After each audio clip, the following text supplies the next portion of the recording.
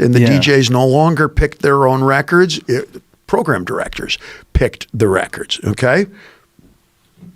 And it became very specific, target demo, we want to home in and whatever.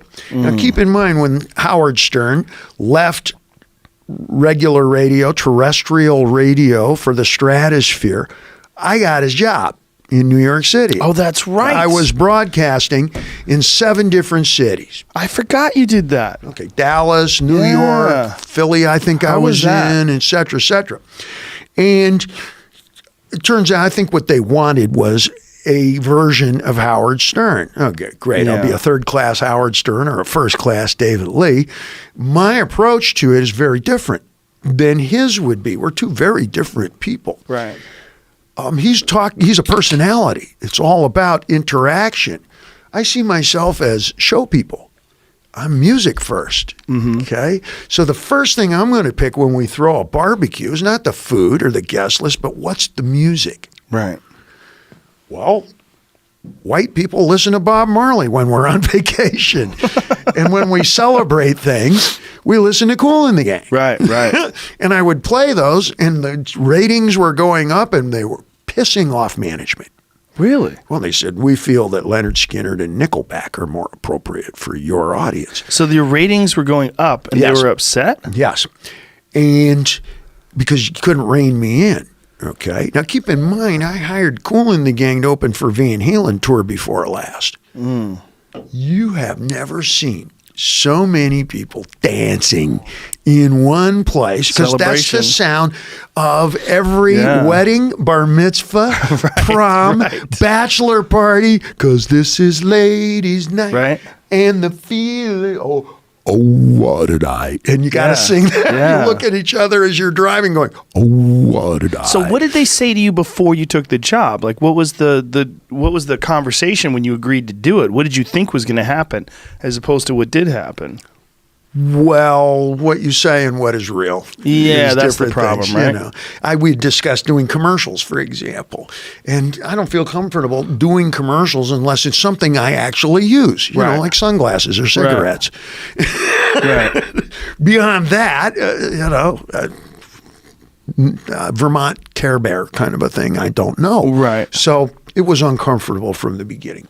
I got fired for playing too much ethnic music and for late night humor too early in the morning. But that was Howard Stern's whole deal, was late night humor. No, it's not. It's a different kind of humor. What was your deal as opposed to his? Well, whenever we brought on porn stars, I actually knew them. There were no, we'd already gone through the getting to know you phase seasons earlier.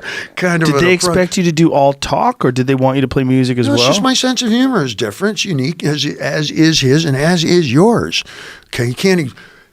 We have a league of imitations in our end of the business in broadcasting. Okay, but there's no snare drum and hi-hat, nor is there for Howard. You follow.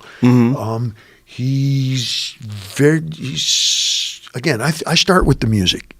I start with the ambiance, and if humor arises or personalities arise or we have guests, great. If we don't, that's fine too. And I think they expected other. What I showed up with was, it also ranged. It wasn't always funny.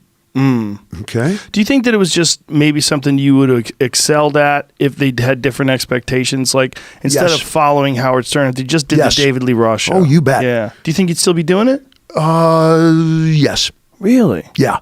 Wow. Yeah. Their expectations was the funny, interview the guests, have pop culture funny guests, and the subject matter, just as we've touched on subjects here that are hilarious and subjects that are pretty dense, as I call it, it's going to detonate halfway down the turnpike. Oh, that's what he fucking meant. It's not stuff that's going to go away real quick. Have you thought about doing that now? Like, what if Apple came to you, or one of these streaming services came to you and wanted to do something like that? They always arrive with expectations, and the expectations just as we discussed the 3 phases of Anna Nicole Smith and Elvis. Yeah. Which Dave are you referring to? Right. Well, I just think just with someone like you, I mean, I'm not a program director, but if I was, I would say just let him be him. Just figure it out. Just give it time to grow. That's what people don't do. They meddle. Like you're going to do, look, from what I know of you, you're going to do your best at everything. Everything you do, you're going to do your best. If I was going to hire you, that's what I would say. Everybody get the fuck away from him. He's going to do his best. Now let him hire who he wants to hire and do what he wants to do and put what he wants to put on and let him figure it out. But you hired David Lee Roth. You didn't hire Mike Fitzgerald and Ken Buchanan, whoever the fuck the other people are that work in the office that also want to jizz in the soup. No, you hired David Lee Roth. Let David Lee Roth be David Lee Roth and let it find his legs. That's a difficult entity because it comes with a lot of history. Yeah.